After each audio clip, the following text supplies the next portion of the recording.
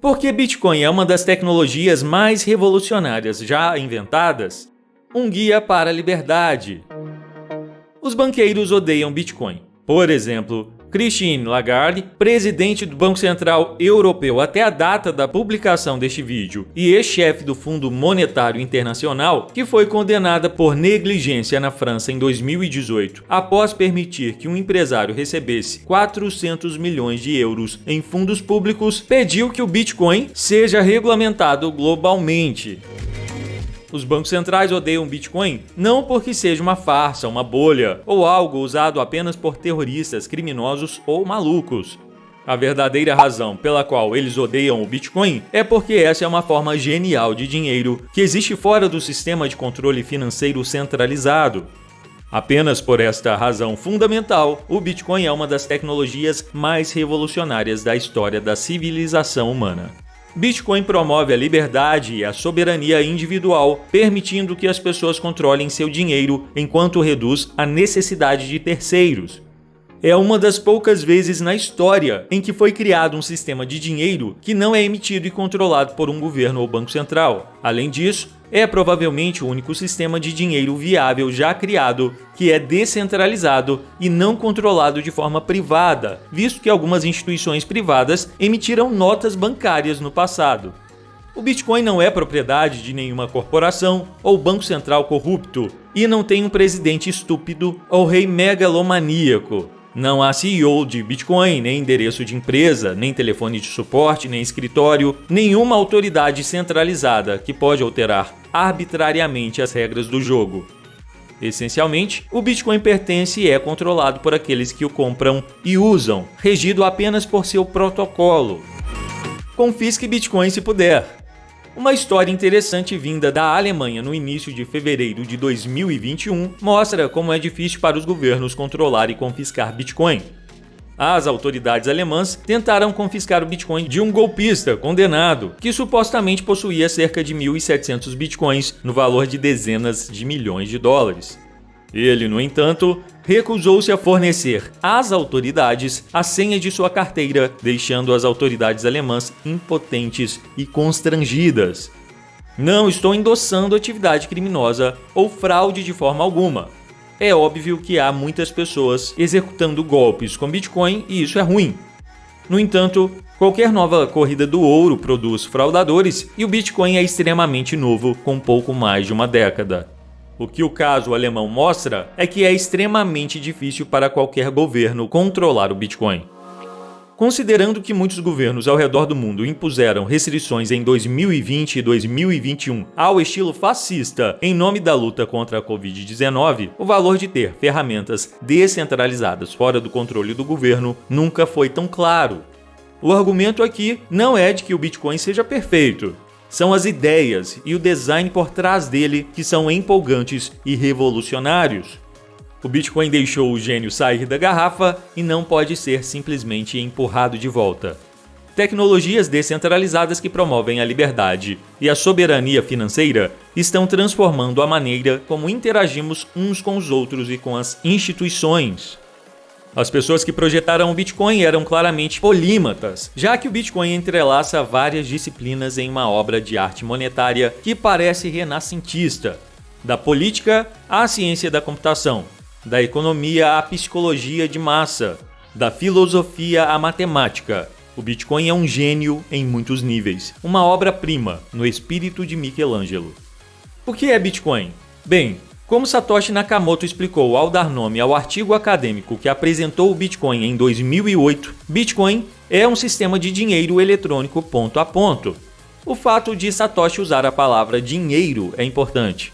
Em um momento em que os interesses especiais da elite estão pressionando por sociedades centralizadas sem dinheiro, Satoshi lança um sistema de dinheiro eletrônico que é descentralizado e enfatiza características de privacidade e anonimato. Como os bancos centrais de todo o mundo estão fazendo planos para lançar suas próprias moedas digitais de banco central, que serão totalmente centralizadas e totalmente rastreáveis, o Bitcoin permanecerá como a antítese dessas moedas. Bitcoin é ouro digital de muitas maneiras, enquanto as moedas digitais de bancos centrais serão papel higiênico digital. Parte de como o Bitcoin funciona é permitindo que as pessoas façam pagamentos ponto a ponto sem a necessidade de terceiros. Como escreveu Satoshi em 2008, não existe mecanismo para fazer pagamentos por meio de um canal de comunicação sem uma parte confiável. O que é necessário é um sistema de pagamento eletrônico baseado em prova criptográfica em vez de confiança, permitindo que quaisquer duas partes interessadas negociem diretamente uma com a outra, sem a necessidade de um terceiro de confiança. Ele ainda continua. Neste artigo, propomos uma solução para o problema de gasto duplo usando um servidor de marcador de data distribuído ponto a ponto para gerar prova computacional da ordem cronológica das transações. O sistema é seguro desde que nós, honestos, controlem coletivamente mais poder da CPU do que qualquer grupo cooperativo de nós invasores. Satoshi então descreve o conceito de servidor de marcador de data, ou timestamp. Para conseguir isso sem uma parte confiável, as transações devem ser anunciadas publicamente e precisamos de um sistema em que os participantes concordem em um único histórico da ordem em que foram recebidas. O beneficiário precisa de uma prova de que, no momento de cada transação, a maioria dos nós concordou que foi a primeira recebida. A solução que propomos começa com um servidor de timestamp. Um servidor de timestamp funciona pegando um hash de um bloco de itens a serem marcados e publicando amplamente o hash como em um jornal. Satoshi projetou o Bitcoin de forma que apenas um suprimento finito de moedas fosse liberado na rede, tornando o Bitcoin anti-inflacionário. Uma vez que o número pré-determinado de moedas tenha entrado em circulação, o incentivo pode mudar inteiramente para taxas de transação e ser completamente livre de inflação. O limite do número de bitcoins que podem ser minerados é de 21 milhões e em breve chegaremos à marca de 19 milhões já minerados.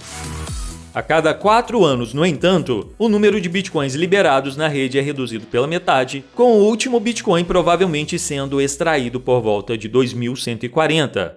Satoshi também valorizou o anonimato, escrevendo em relação à privacidade que o modelo bancário tradicional atinge um nível de privacidade por limitar o acesso às informações às partes envolvidas e ao terceiro de confiança.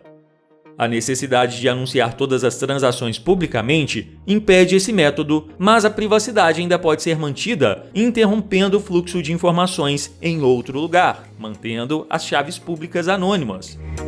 O público pode ver que alguém está enviando uma quantidade para outra pessoa, mas sem informações que vinculem a transação a ninguém.